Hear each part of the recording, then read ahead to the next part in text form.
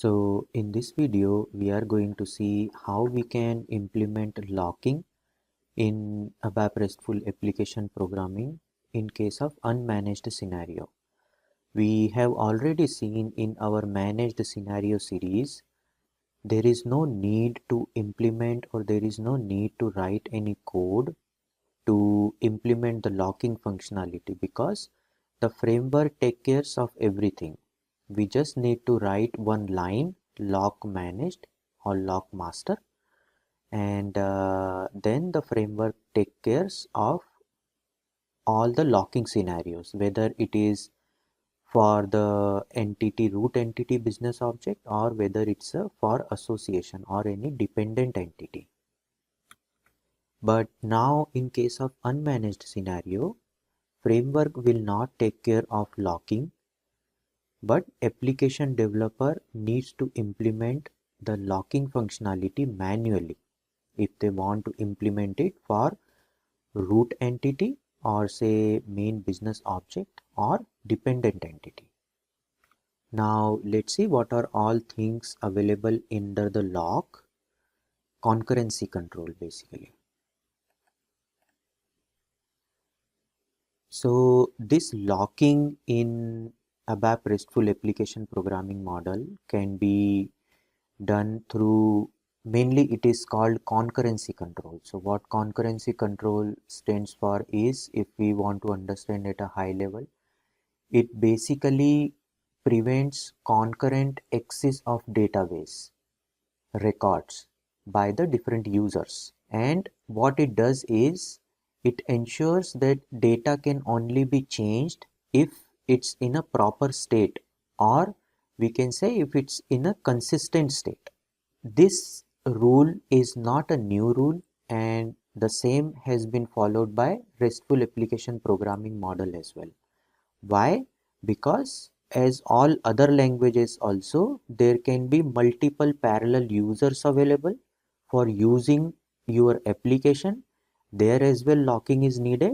In the same way, in RESTful Application Programming model also, this locking is very much needed. Now, since we are saying multiple users can use same application or multiple users can work on the transactional data in parallel, in that case, it is a must to ensure that if a user is editing any data, for that the user has pulled that data to get it modified should be the latest and consistent data with respect to the database entry. What I mean here is, it should not be like that one user has pulled one record and another user has also put another record after the first user has already made some changes to that data. And then first user can also able to save that data and the second user is also able to save that data. In that case, which cause inconsistent data into your database. We can say it must be ensured that the user does not change exactly same data at the same time, or we can say multiple user should not be allowed to work on same record or same data at the same time. If this happens, then the data will not be consistent in the database table. To work on this concurrency control, we have two different approaches. One is pessimistic concurrency control, which is locking, and another is optimistic concurrency control. In this video, we will be seeing pessimistic concurrency control, which is locking, and locking means exclusive locking happens on the data.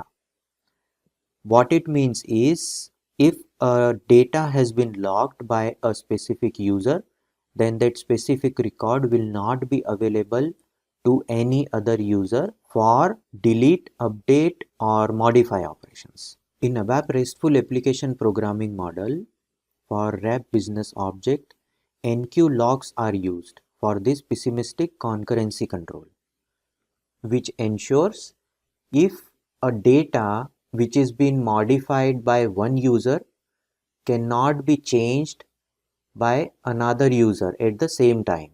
which will not be possible.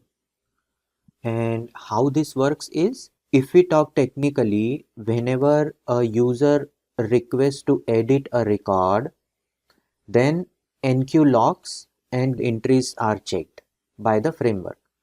So before data is changed onto the database, that corresponding data which is received for change is put a lock, which is exclusive lock. And every time, or before even the lock has been placed on that record has been checked on the lock table, and system checks the lock is available for that record or not. If the lock is available, then system will reject that request and shows you the error message that the record has already been logged by another user, or system throws an exception for that. If this is not the case, if a new lock is needed, means the data which needs to be updated is not having any exclusive lock applied on it, then system applies an exclusive lock and further request to modify that specific record are rejected by the system. Now, one thing is needs to understand how this locking is released. So once someone is requested to modify a record, this exclusive lock is applied on that specific record. Now, what are the scenarios where this lock will be released from that record? So very first scenario is, for example, you are working and you have put a lock on a specific record, and if ABAP session is terminated with any scenario, in that case this lock will be released from that record. Now the second scenario is your logical unit of work. So whenever you start modifying, LUW starts, logical unit of work, and then once this LUW ends, which in the case is either you are calling a commit or you are calling a rollback scenario. In that case, LUW will be terminated. In that case, this locking will be released. Now the third thing is draft functionality. We know ABAP Restful Application Programming model allows you to have a draft functionality or allow to create the draft entry in the application. There as well this locking applies. This lock gets released. It doesn't have to do anything with ABAP session termination or your logical unit of work. Since the data is still not in the persistent state, it's in a draft state right now. That's why these two things will be out of scope in case of draft. So now when the draft is either discarded or the draft is expired, in that case this lock is released. Now if we come back to ABAP Restful Programming Model specific locking scenarios or locking mechanism, then this locking mechanism is only defined in the behavior definition of interface layer. It must not be defined in the projection behavior definition. It can only be defined or it can only be used in the interface layer, not the projection layer of any CDS view or behavior definition basically. Now there are two types where we can define the locks in the interface layer or in the behavior definition of interface layer. Is one is lock master through the lock master and another is lock master unmanaged. Now what happens in the lock master is implemented in unmanaged scenario where framework do not handle the locking of business object. So this thing, if you are working in unmanaged scenario, you need to use lock master, and as soon as you add this line and activate your business behavior definition, then there will be a new method which gets created in the behavior implementation file, and there you need to write your own code using NQ and DQ function modules, which we will be seeing shortly. Now the second thing is how you define a lock in the behavior definition is lock master unmanaged.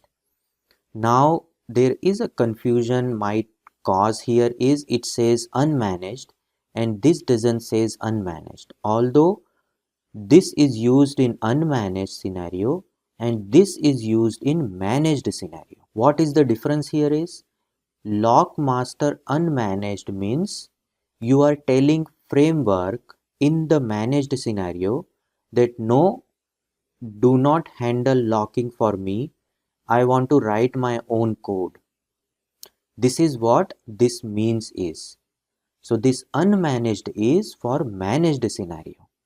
When you do not want framework to take care of your locking, but you want to write your own code to handle the locking of business object. This is what the difference in between these two, which is very important to understand. Now the other thing is other kind of concurrency control option is optimistic concurrency control, which is done through E-tag, or it also called OData E-tag. But we are not going to see this option in this video, but in the next video we will be covering this option as well. Now let's see how technically we can implement locking or pessimistic concurrency control using unmanaged scenario in ABAP RAP. Okay, so now we are in our Eclipse, and if we go to our behavior definition, this is the line which we have talked about, lock master, and we are using unmanaged scenario here. The another line which we have seen here is which will be used in managed scenario should be written like lock and master unmanaged. This line means this is a managed scenario and application developer wants to handle the locking by custom code. This is what this line means. We will not be using this one for now, but we will be using this line here. Okay. So as soon as we activate our behavior definition here, we get a method which gets created in the implementation behavior implementation class, which is this one. This is a new method which gets created, and there is an implementation as well. So this lock is for our root entity. The student is our root entity. Now let's see the method where this method is. This is the method which gets generated. Now let's see what are all options available here. What are the parameters? So lock is a method name. We have key available as an importing parameter, which will contain the ID or the primary key for the record which you want to lock. If something goes wrong, or if another user wants to update or delete the same record, then those things will be collected in the failed and reported structure. Now let's see how we can use this locking or how we can implement this locking. Now very first thing is, whenever you want to implement locking, you need to have a lock object created for that specific table. Now since we are using custom table here, we need to create a lock object first and then we will start coding. So let's see how we can create a lock object for our root entity table here. Let's activate. Now we need to go to dictionary, right click, new, and create a lock object. Choose this option, lock object, and here we need to provide the name of lock object, which normally we start with letter E. So E Z lock student. This is our lock object name. Provide some description. Lock object for student. This is done. Now it is asking which table, for which table you want to create the lock. So our table name is Z students underscore UM. Let's browse this. Z students underscore UM. Click on next, provide the transport and click on finish. Now our lock object is created. We haven't activated it. So what it has taken, it has taken two different fields here. Our interest field is this ID field, on through which we will be implementing the lock on a specific record, since this is a key field for our table. Now what lock mode we want to use here? We want to restrict writing anything for the selected record. So select write lock and then activate. Now our lock is created and we have got these two NQ and DQ here. Our table name is this and key field is ID field. Now since we have got our lock object name, let's copy this and go to our implementation class and let's start implementing the locking manually here. Now very first thing which we need to do is we need to get the instance of this lock object. Then only we will be able to use it. Now for that, what we need to do is we will create one variable and then we will be using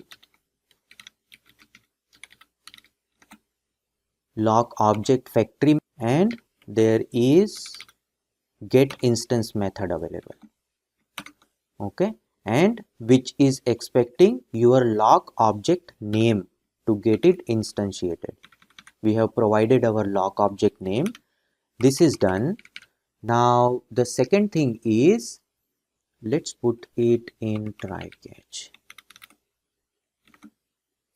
Okay, try catch, Control X.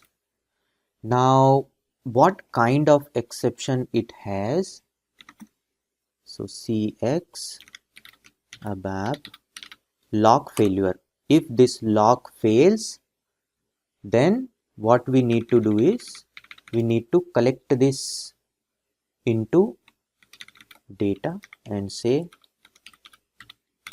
exception, and we will also raise short dump with this exception. Now this stuff is done. We have instantiated our lock object here, which should be available in this parameter. Now the next thing is we need to get the record which has come for edit operation. Where those records will be available? In the keys importing parameter. So for that, let's put a loop at keys and assigning field symbol LFS underscore. Okay, so this is done. Do an and loop here. Now everything which is coming to edit or on which we need to check for the lock or apply the lock will be available inside this parameter. The next thing which we need to do here is, let's put again try catch.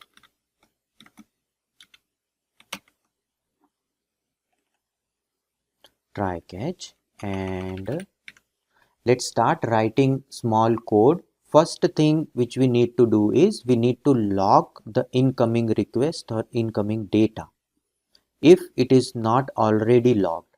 So for that we will be using this object here,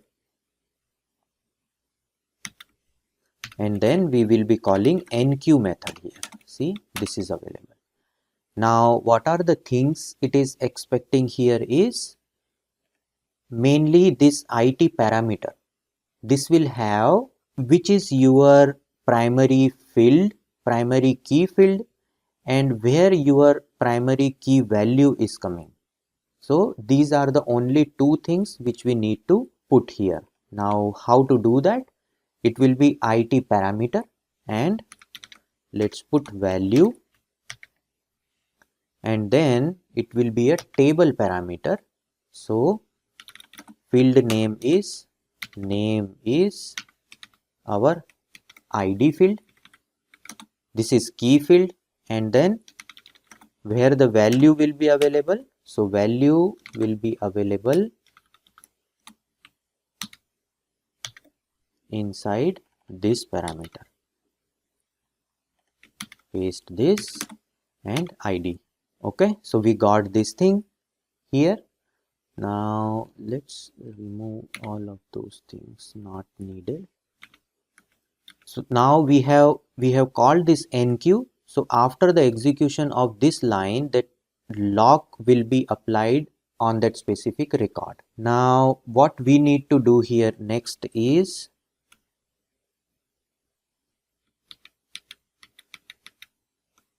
what is this lock? CX ABAP foreign lock. Let's do one thing, remove this and use these ones. Now if there is any issue in the locking, then this exception will be raised, and let's catch this exception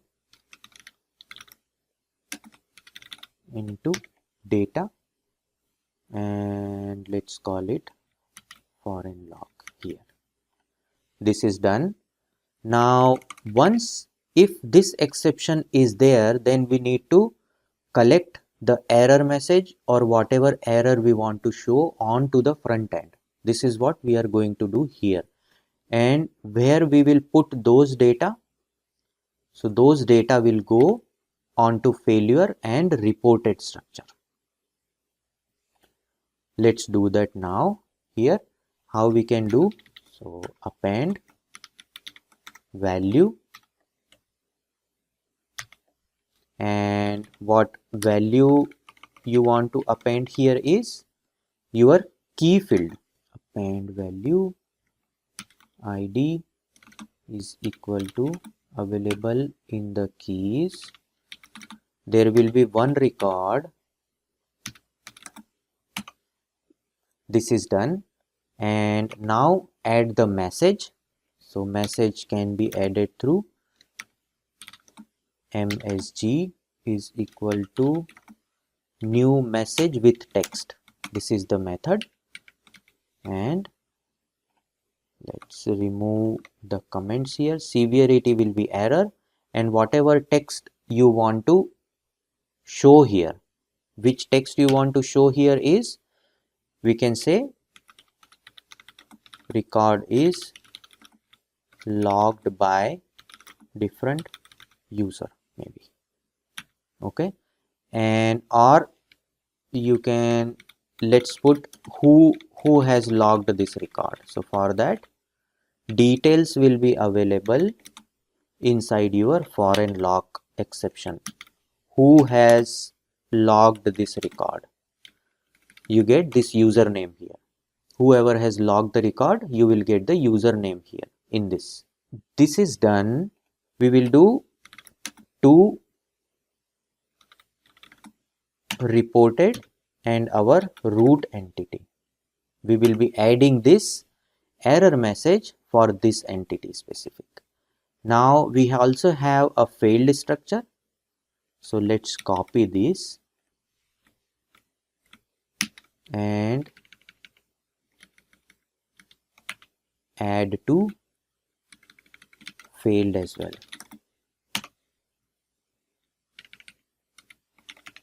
This is done. We have updated this as well. Now let's activate.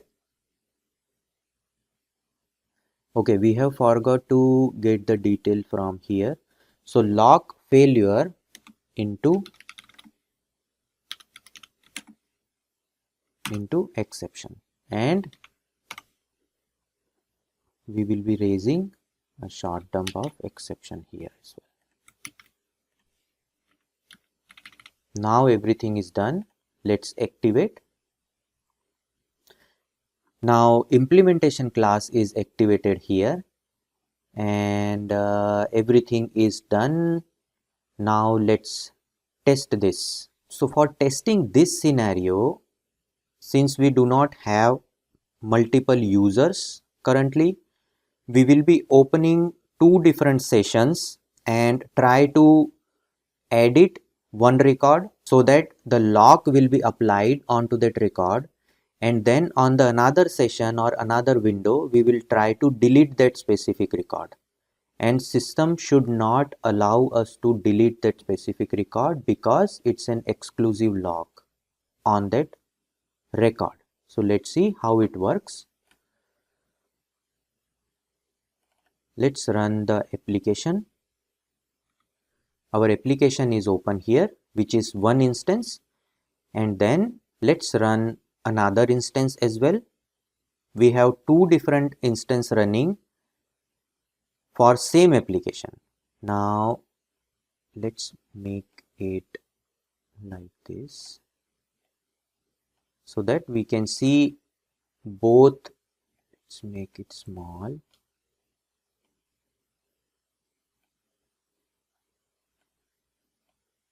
Okay, so we are now seeing both the sessions here. Now create a new record first. Quickly.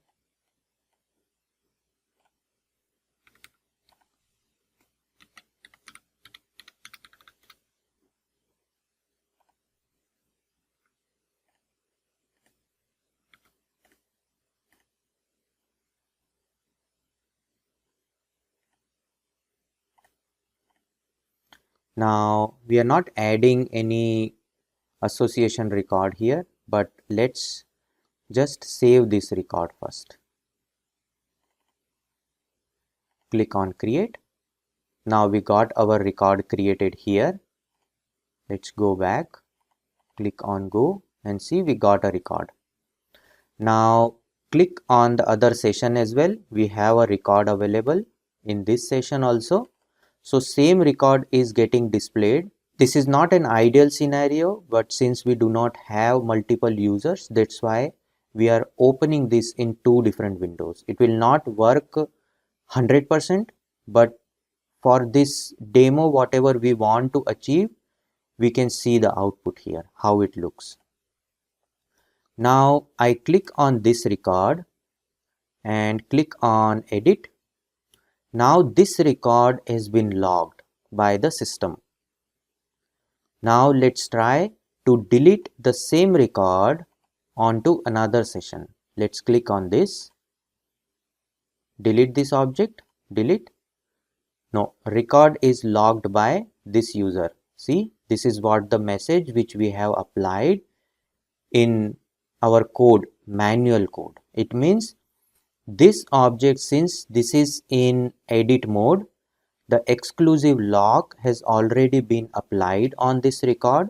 That's why you cannot, or any other user cannot operate on this specific record. He cannot edit, it cannot be deleted. This is how we can implement exclusive locking or pessimistic concurrency control in ABAP Restful Application Programming model in unmanaged scenario. And that's all for now in this video, and if you like the content, please consider subscribing to my channel. Thank you.